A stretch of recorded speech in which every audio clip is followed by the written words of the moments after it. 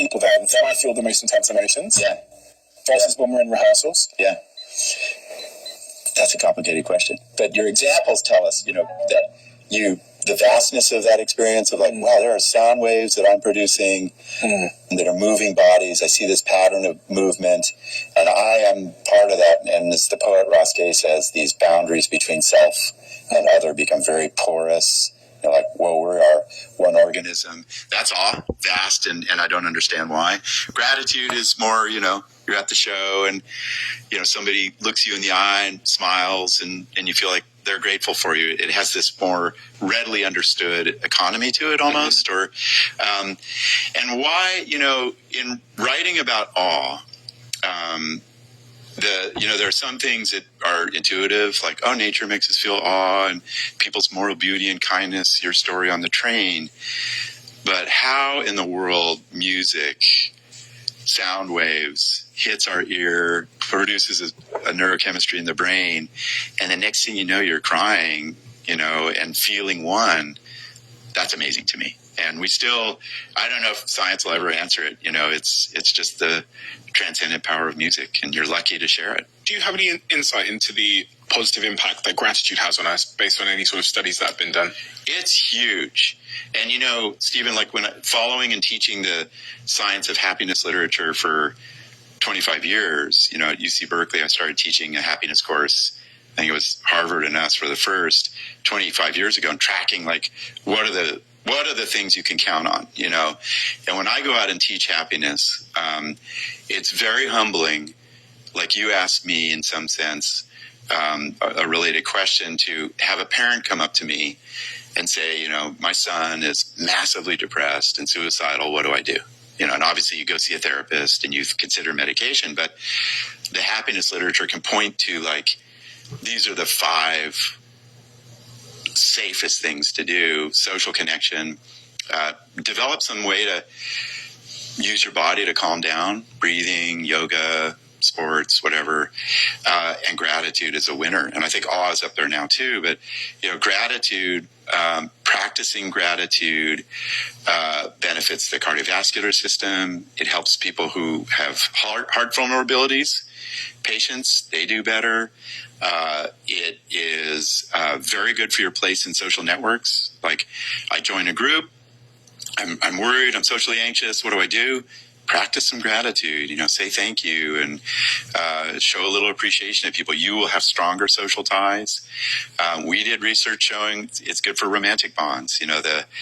If partners simply say on occasion, like, hey, thanks for doing the dishes, or I appreciate the jokes you tell, or I love your music selection, it helps, right? So it's a safe bet for a happier life. I've come to learn that there's so many forces in our day-to-day lives that act against gratitude stifle its presence.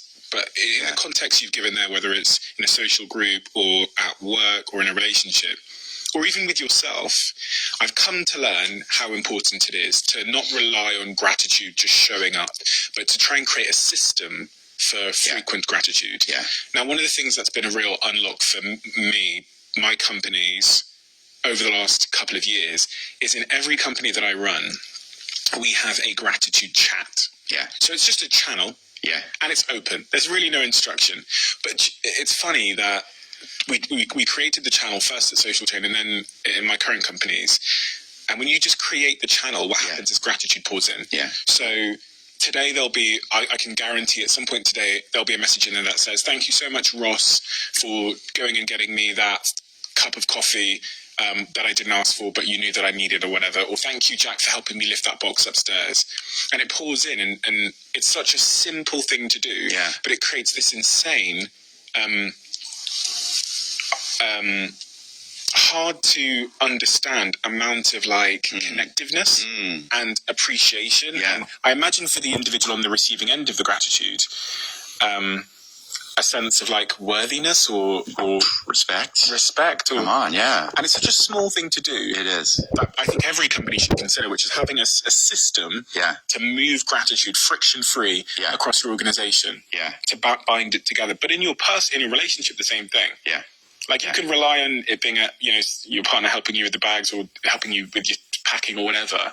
But it's great to also in a relationship have a system for gratitude. And what I love about your system, Stephen, I've taught gratitude in a lot of organizational contexts, and sometimes people force it, like, okay, let's say what we're grateful for each person in this, this meeting. And it's like, oh God, that's tricky, but to allow it to be spontaneous and intuitive, like you did, right? And let it flow. That's the strong source and manifestation of gratitude.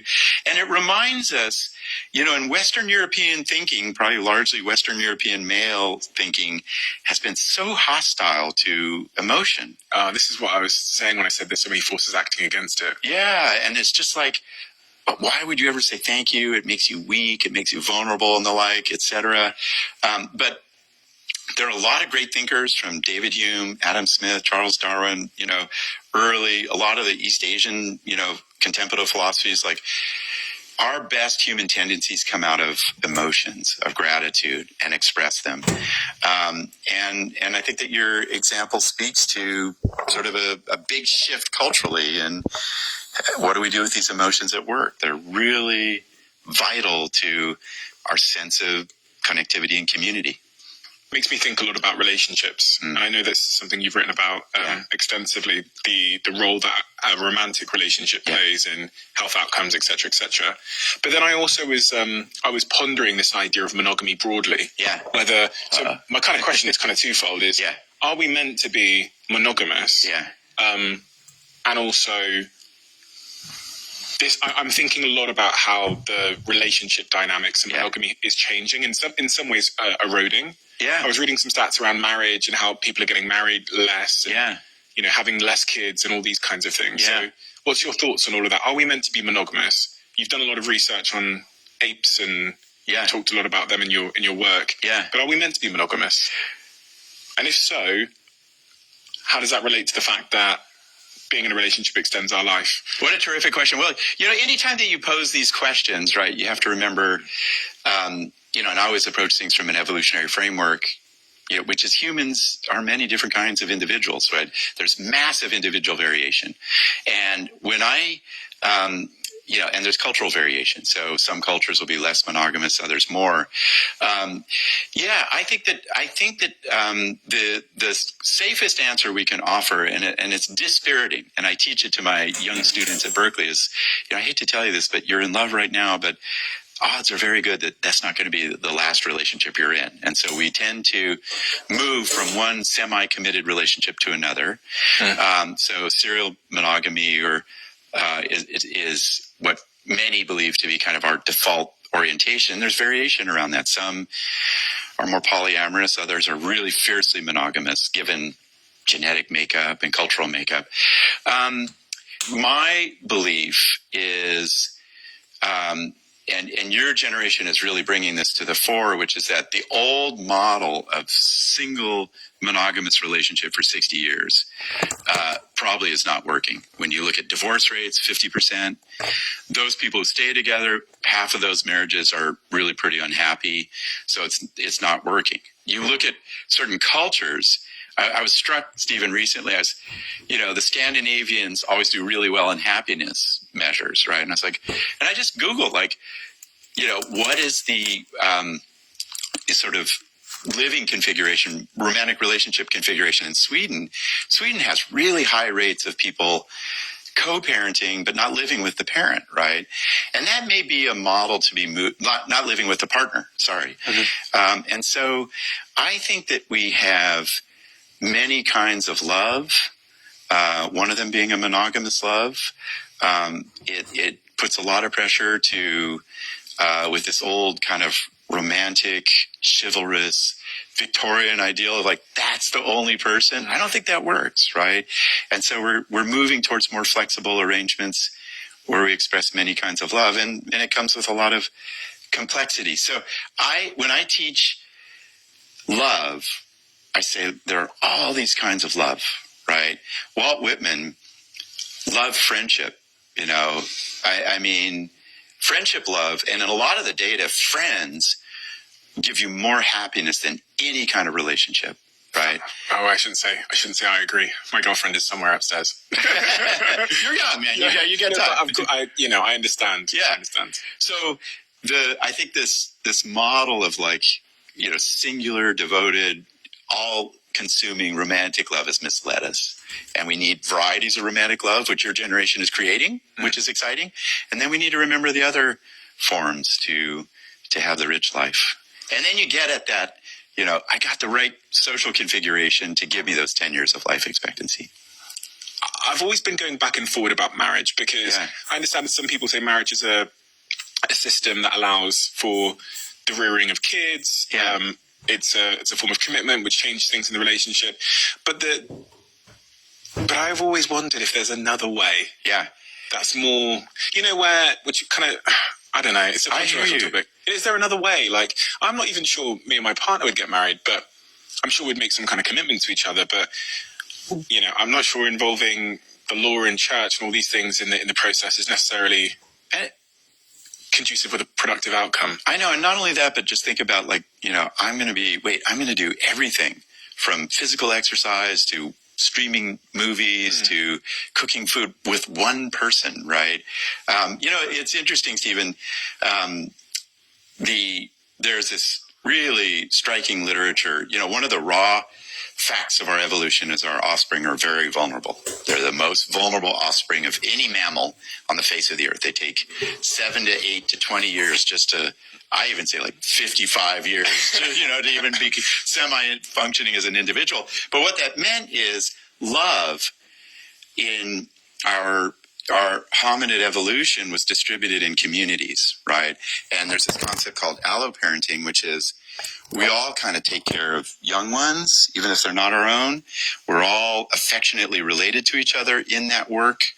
There's much more sexual fluidity in that dynamic that probably reflects the truth of today that we don't face with this Victorian ideal of singular romantic love.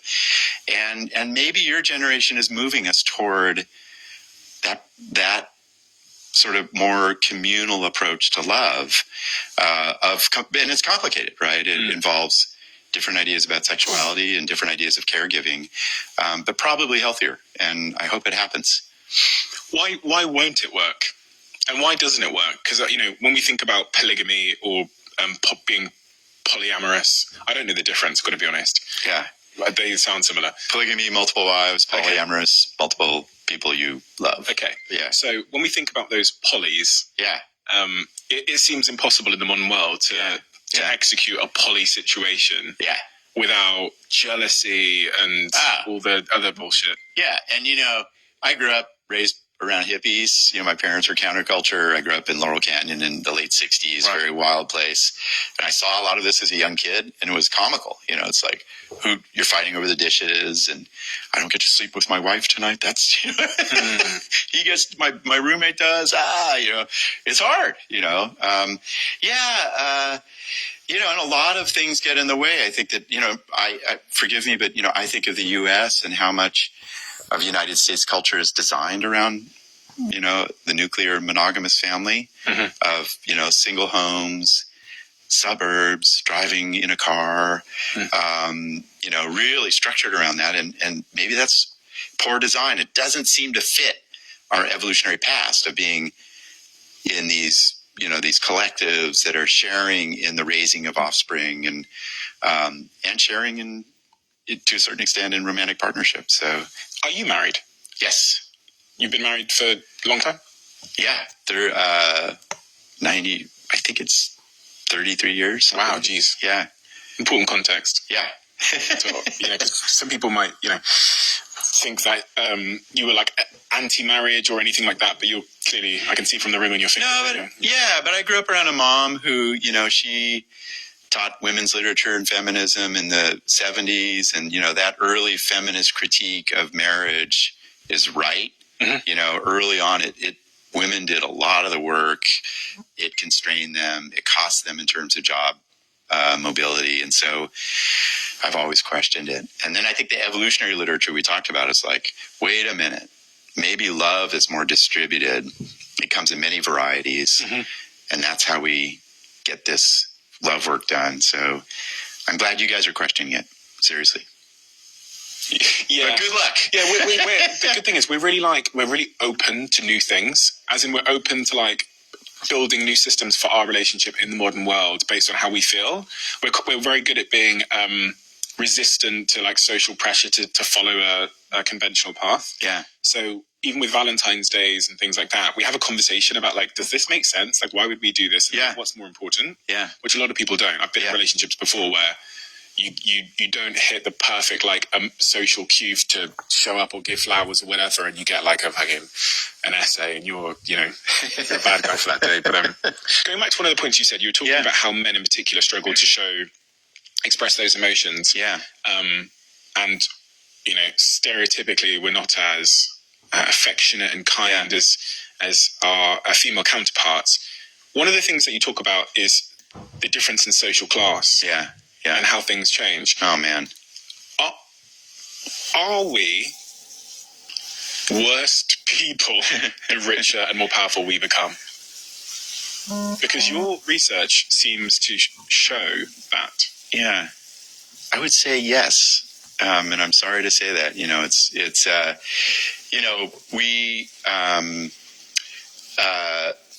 I got interested in social class actually living in England. I lived in England in 1978, and the United States is very blind to social class. We're now more aware of it. Bernie Sanders, et cetera, rightfully so, 1% critique. 80s, 90s, we were just blind to it as a more egalitarian time. And I lived in Nottingham, England, very working class town, in a very tough time in England's history of, coal strikes and the like. And it was tough. And the English had this just much more sophisticated understanding of class and differentiations between on the dole and working class and posh and, all these categories. I was like, wow, class is everywhere. It affects how people speak and dress and eat and so forth. And so we started to apply social class to what we've been talking about, like the compassion, awe, gratitude, empathy, kindness, sharing, altruism, and just, across studies and largely in the United States. I think you could question whether this applies to Holland or UK or Japan, where there's less inequality, I might add. As you rise in wealth and privilege, you share less, you feel less compassion to images of suffering. You see an image. This was a striking study to me of, it's a movie about a child who has cancer, and poorer people show activation of the vagus nerve, which is part of compassion. It causes you to want to help.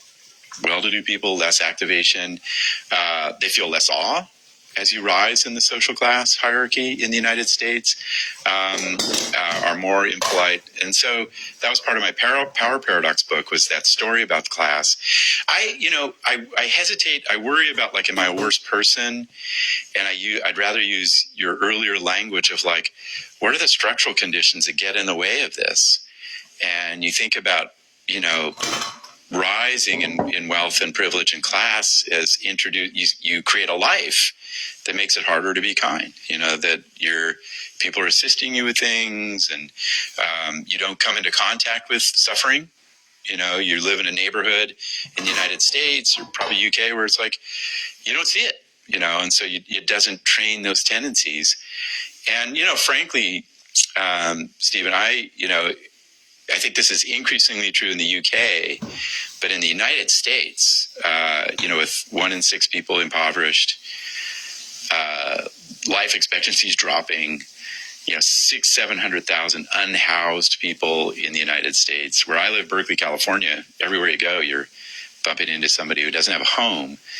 I think it's our central failure in the U.S. is how privilege has short-circuited our better human tendencies. How do we know that it's the increase in wealth and social class that is causing us to become less kind, less empathetic, less compassionate, or it's just assholes go further? Yeah. There's a distinction there. Maybe these people were always assholes, and that's why they became successful or rich or wealthy or whatever, or in a higher social class? Yeah. I mean, there are two, and that's a critical question, right? And people have long championed this idea that, well, maybe all of this, what it really tells us is you if you practice our compassion, you don't rise in the ranks and you don't gain wealth and the like. And there are two rebuttals to that idea. The first, which I chart in the power paradox, which people still don't believe too much, but on balance today, people who practice empathy, who listen and share resources, practice gratitude, rise in the ranks. They do better in social hierarchies. And that replicates in a lot of contexts. And really what happens is, that's why I call it the power paradox, is once I have everybody's respect and wealth and the like, then I tend to misbehave, right, in the ways we've talked about through a lot of different forms of unethical behavior.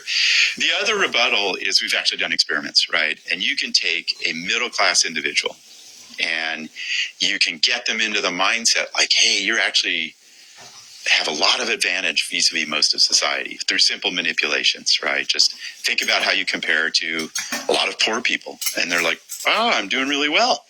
And that simple shift in mindset leads to reduced compassion, reduced empathy. So you can actually move people around where you give them the sense that they're privileged, and it tends to undermine these tendencies. Jesus. I know. That's fucking hell hard. It is. And, I worry about it. I worry about it a lot. What, the kind of poor distribution of privilege in the United States and increasingly UK and other countries is doing to the social fabric. It's problematic. It's interesting because there's kind of a long prevailing stereotype that rich people are like bad, like less compassionate, less empathetic, and I always wondered whether that was just, I don't know, was it true? Was it was it people being jealous? Was it just too much of a broad generalization? Was it based on the acts of maybe a few? Yeah. But you were telling me that the science supports the fact that generally the richer you are and the higher you are in terms of social class, the less compassionate, less empathetic you are as a human. Yeah, and it is, I mean, that's the broad argument. I've given you a couple of findings here. There are all kinds of other findings that speak to this. Jesus. One, this is one of my favorites, is, in these epidemiologists who are studying broad trends in social behavior discovered this accidentally. They're interested in who shoplifts as a teenager in the United States. A basic unethical tendency, really costly for businesses in the United States. Is it the rich or the poor? Well, you know what, who I would assume it would be, but I feel like I'm wrong. It's the rich. Rich high school kids in the United States are more likely to shoplift, right? And that's striking. They've got their parents' credit card. They can buy whatever they want, and they violate that social rule. This is where it gets really worrisome. My former student, Michael Krauss, did really nice work on U.S. senators and U.S. policymakers. American politicians are rich. They increasingly so. And he was simply interested in, does your degree of privilege or wealth predict regressive policy preferences? Like, let's not give resources to schools for the poor. Let's not fund, Medicare. Let's really move wealth through taxation policies to the well-to-do. And the wealthier you are, the more you produce serious economic policies that hurt the poor and benefit the well-to-do, who already have, in the U.S., the 1%, they have enough. They have more than enough, right? Why not share a little? So it's deep. And I think, and then you look across history, European aristocracies, and Avoid that. How do you avoid that scientifically supported tendency to become an asshole with the more wealth and power you accrue? I guess my assumption was just being conscious of the fact. Yeah. The first thing. Yeah. But also just like, there's probably things you could do actively to remain aware of your own insignificance, maybe not the word, but like the fact that everybody is exactly the same. Yeah. It's like the way I describe it. Yeah, I mean, I think that there's an awareness dimension to this that you've suggested. There's an ethical practice of like, how do I create more gratitude in an organization if that's what we care about, etc. How do I counteract my own biases then as well? So how do I put people around me who represent, and I'm thinking here about governments that represent the entirety of the population, not just the rich private school colleagues that I might surround myself with, which has often been the case in government. And that is hard to work against, right? That is a deep sociological process that like, you appoint the cabinet member from Oxford or whatever, and you're in trouble. Yeah, you know, it is, you know, a lot of economists, a lot of the work coming out of, you know, Spirit Level, UK, this is a central challenge of the structure of our societies today, is this increasingly unequal distribution of privilege and wealth and all that goes with it. Do people that are wealthy and in higher social class live longer? Because I say that because the attributes of becoming less empathetic and rude or all these things seem to be the antithesis of social connectedness and all of these things. And you even said earlier that, you know, wealthier people experience less awe. And all of those things are associated with living longer. So one would assume that if you become rich and powerful, there's also a risk to your life expectancy. Yeah, that's terrific. That's a really striking question, and we don't know. And I think your reasoning is right on the point, which is, wow, you have less friends. Privilege knocks out these important tendencies that help with inflammation and vagal tone and the like. Rich people do live longer. That's robust. Healthcare. And food you eat and so forth. Sure. You know, opportunity for health, you know, yoga, all the things that benefit us. Rich people, this is interesting, surprised me, rich people are less likely to experience anxiety and depression in the United States. Yeah, interesting, isn't it? We think so lonely and anxiety producing to be at the top. No. Mental health issues are really concentrated in the poor for obvious reasons. Working 2 jobs, riding the bus, you know, schools are under-resourced, etc. But to your point, and it's interesting, the effect of wealth on happiness is much smaller than people think. People think, you know, in particular in a country like the United Kingdom or, you know, Great Britain or US, like, once I make a lot of money, it'll be bliss and happiness and contentment. That turns out not to be true. It's a weak relationship. And I think part of the reason is, you know, when you gain in resources, you don't have these raw feelings of compassion as often, or, God, I'm grateful for that gift, right, that you gave me, or this is awesome, this person's courage, or how they overcame obstacles. And so that diminishes in others. As some of you will know, Intel have been sponsoring this podcast for a little while now, and this makes the search for high-spec laptops super easy, because all you have to do is look for the Intel Evo badge, and you'll have everything you need. The thing that's great about the Intel Evo platform is that you still have so much choice, and that's key for me. Rush Evo right now. Let me know how you get on. I've now been a Huel drinker for about 4 years, roughly. So much so that I ended up investing in the company, and I play a role on the board of the company. But they also very kindly sponsored this podcast. And to be honest, I've never said this before, but Huel believed in this podcast before anybody else. The CEO, Julian, told me before we even launched the podcast how successful it would be and that Huel would back it. And I absolutely have a huge amount of gratitude for them for that support, but an even greater sense of gratitude for the fact that they've helped me stay nutritionally complete throughout the chaos and hecticness of my tremendously busy business schedule. So if you haven't tried out Huel, which I hope most of you have at least given it a go by now, try it out. It's an unbelievable... Let's get you sitting down, Baba. You're very funny. Mama upo kwake? Nchawangile ko ngakira ngakina magosere. Mama upo amekataa kushika simu yangu. Ni numorante hivyo. Mama upo amesema sitaki koni. Hivi tobia ni chinawile egalime. Lindo. Ama sakarane chiane vitu bia on vacation yangu nenda ikucha. Na wonko ila nende skulu nge which certificate chini. No, David kwa duro kabanda sababu ya kingine. No, I don't have option. No option.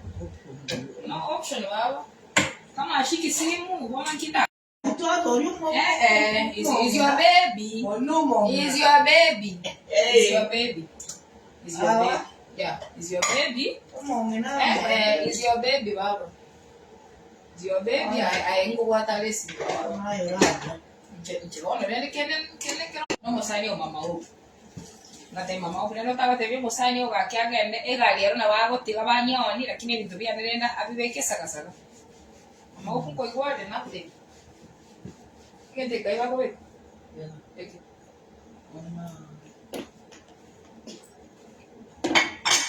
Ayega melala. Ayega. Anafanya nini? Kali rumia. Ngoe ranko jo morango. Tuaje kweli. Oh. Cheka ngo wako morango saa 12:30 muliko igora. Saa 12:30 ngetinwe. Na isara dakika 30 mpaka nagenda gaiga. Tingo yukunjeze yote na. Baba, I'm tired. I'm very tired. Me, I am very tired. Me personally. I'm very tired.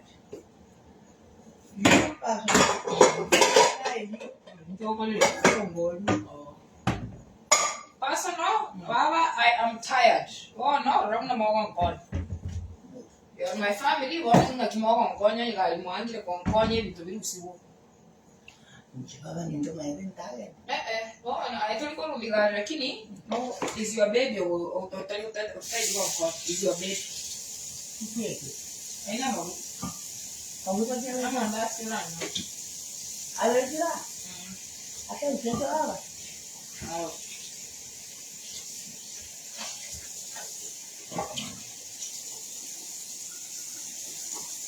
Your baby is giving me stress, Baba.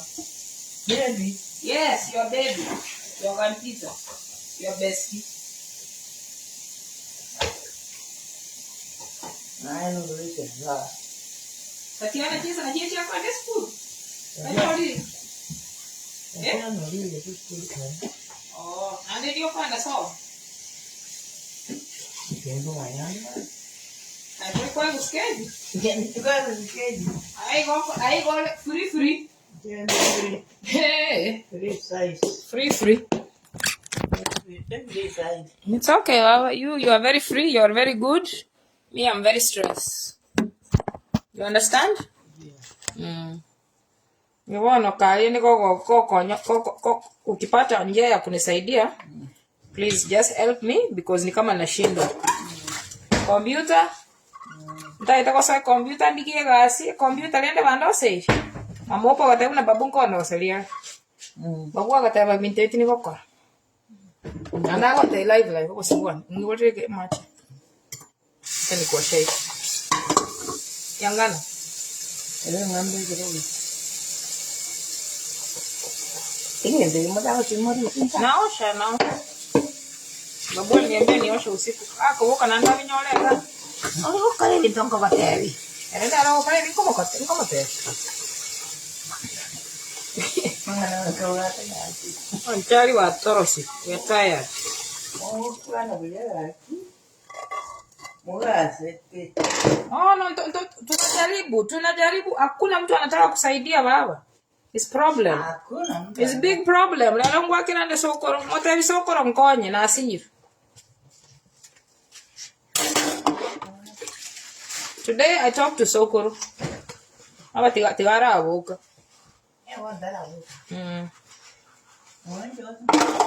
Tigara akora exercise na James. James anteweti akwenda Monday paka Friday na ndo cha Saturday. Schedule na leo. No, James anteweti. Yani baba, I'm disappointed. Yani disappointing you with the one you with ndera mali. Yanda kole bintu mani kwa ndandere wi. Nasikia very disappointed. Nitalia ndio nisikie vizuri.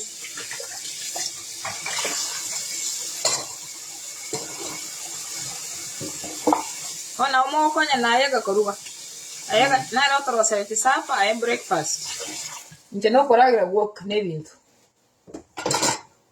You want to talk on we help each other. Aba kego ikenga kiyo ko wale ndaga. Mama obu ina na mata ati ngachi asa chendaga. Umetu na tabati. Mwabera banene.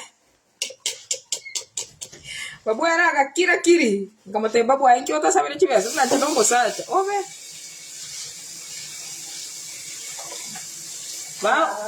Ba unajua kitu nikasirisha.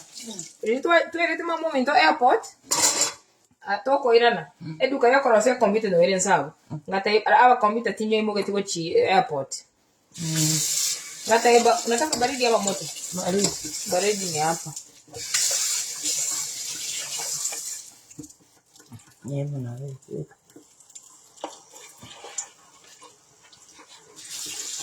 Entonces. Okay, ngata babu nana ki rende tigatoka ndenka because mama otayo tuliye constituency ominyo kirende eduka bando sire computer. Okay? Uwa gante una gali ngo salikere igo bono te konya la sabali eyo. Tomanye we kanka mukamtebyo okay ngalende gali soka isiko ga ngamunyo ke school college moino gaiga ndigi application. Ometa una ntebeti. Que bungo ke gali itingo kwa mataba okay na bongo tale skuru nsa ngatara the same day mama muntu tana atonya Kenya babo mane ko wate gali marowa saa 2 ndiwa chetu sobotatia abu wate gali saa 2 na nusu cha marowa na no mupira go chiko chesa keri igai tanie dukeli asna ko rosela agende go chimutu kama tebia tata kanya gambe.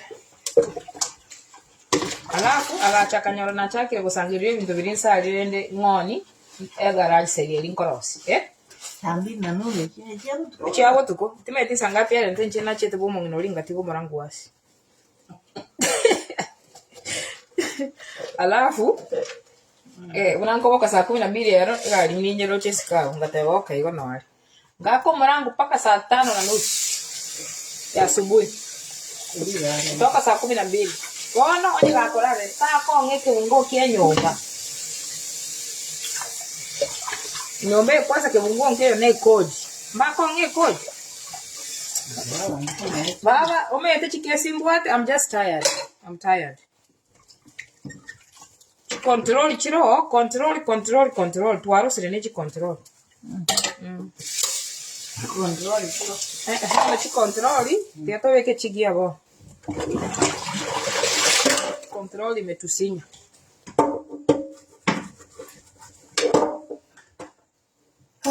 Bueno, kita kwa lero baba ikia maana kira torosi kitura rosi ebes. Gatai mama obo ta kole trende gali ya wenene nyebeke uba ilie koira banta banene airport asinga gali ilie ko luxury. Is luxury car. Lexus ne luxury. Anene ne 7-seater. Kama te kwa ente kwa kwa singe egasi ya kawaida go ikatoka nyachi wiki bere kwa gwebesa enda ya go ikatolie chiwiki echibere mbwa kama te aige to kwa na go egali Lexus ekole tu tonyebeke uba ya executive luxury to agenda airport no le katatu kana igali tuko twaro siremi ya chime ibere. Oh, tachiete whatever, yeah. Oh, no, oh, yani baba, I'm tired. You understand? Yeah? You understand. Thank you. Esi mionsi, wanachile. Ate mama, buleno tako nga 14 nga kanesi. Ngenda muligi gasi. Okay. Wono time tiko se, yani, wono baba, I don't know. Mama dani, wangire konga kana.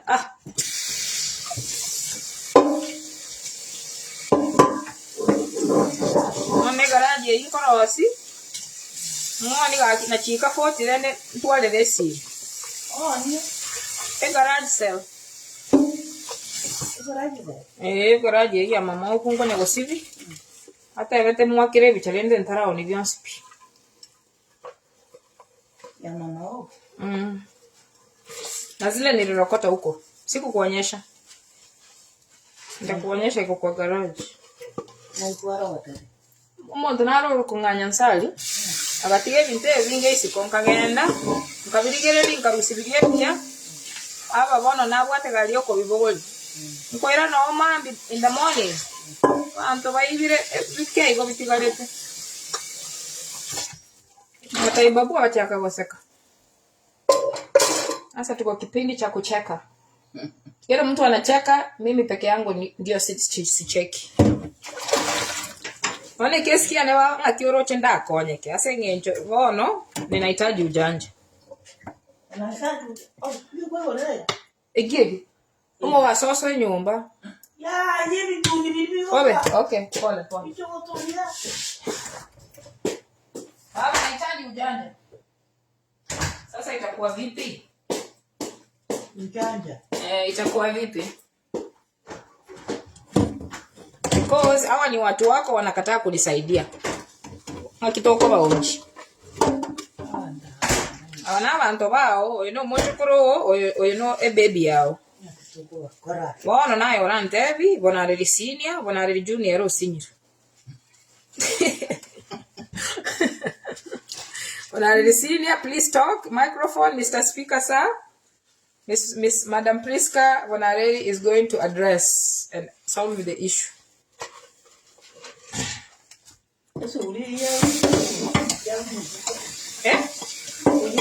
Nenchi ngini babu aro salati.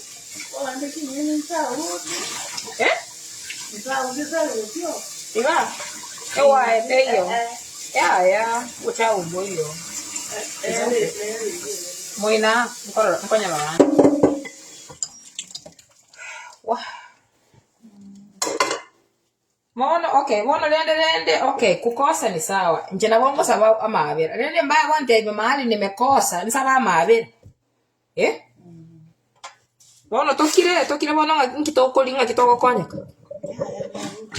Tigenda era akansepi na limongo chaka gwaka jisi. Aba skola tete kadi endagira noera. Monyero. Wow. Chini meta sanya tigete kuchi. Ogwa kele simio kile gasi bana. Kiskola nere monchali timam. Skola como saba $20. No me tuna guante. Yo como te bese yani gere saving e galita itengule. Makira kiri. Ono kiorate. Ya. It's nothing. Very Very quick, very fast. Nanda skola tango kwa nakabe.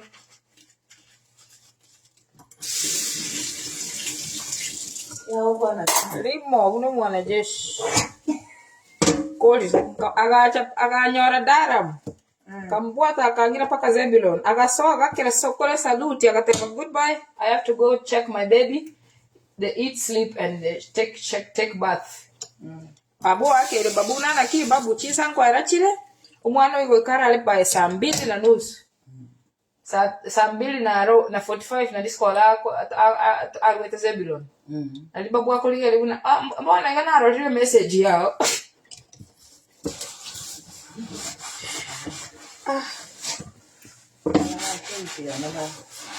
Sasa ni wanajeshi wa Bachokoro. Yawa mwana kwesi yasi. Akiwa tinta ite bintu byane bisire biregalime. Akiota ngonkonya. Akere baby yao. Wana iga lunch wako likenya. Mkenye nasa alikuwa. Ayo. Nangeza kanasa kandikira kanya bas. Igo. Ona tiga tomora serie video. Eye go ikanye ligereri. Uko bekane ga a video ya private. A video ya private. Usaidie your baby because baba I need help. Focus. Taligo. Okay, igo lende ngaki. Toka ndama. Okay, how? Because me I don't know. So how we do it? Maki enchara nere ya yorochi. Saying into na tembere chiane chiangi. Which way you think we do? We go. Ona ayituli ngumanyo obo. Baba igo to wakiro mwana wesi mi mote byankonya. Era vega 100 asole. Aba wanta bi. Aba. Ano watu wa siasa? Watu wa siasa. Uko na wasiasa wao. Umoja kwa nataka tebi nahitaji usaidizi, unasema wewe hujui kupiga simu baba. Anyway, tiwankirele nyasaye kana nkonya.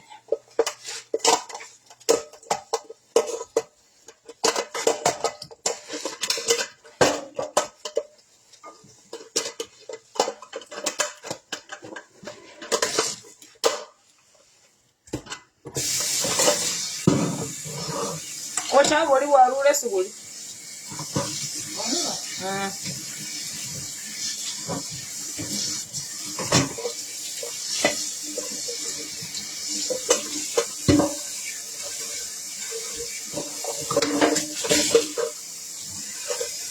Awa ewa neka keire.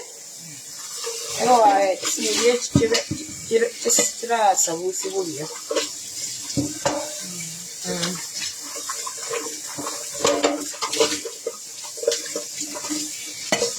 Ntigangi saransega unga ke usigari.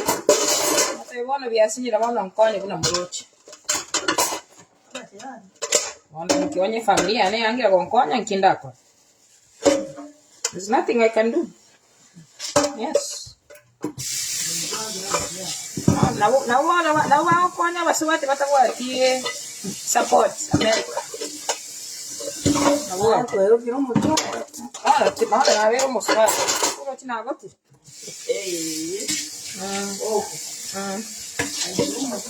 Na religioni na vero muswati. Because I'm not a mother, but I am Muswati. Msichana. Yanda akira father masese. Moto una na chandiru. Father masese no musani wana ali konge echae. Ebi sukari. Kera lituko. Kamu akira motega akifada bono nkonye. Ono byasinye.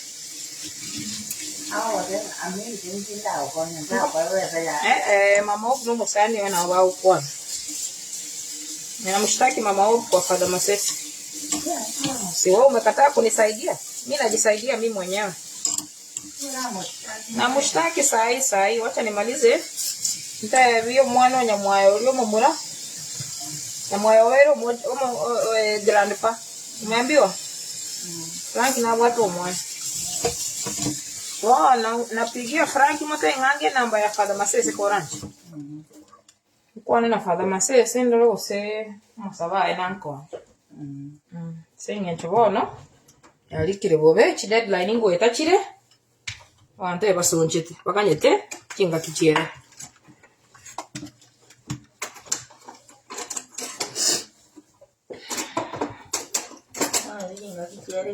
Nanchere na konyere moto una okwera igalingo konya kuoga.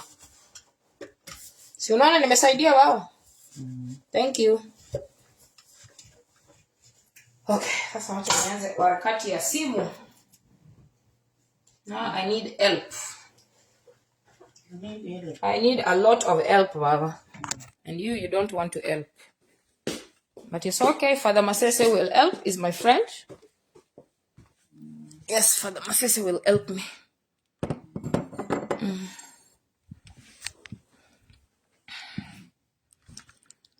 Oh, Jesus. Okay.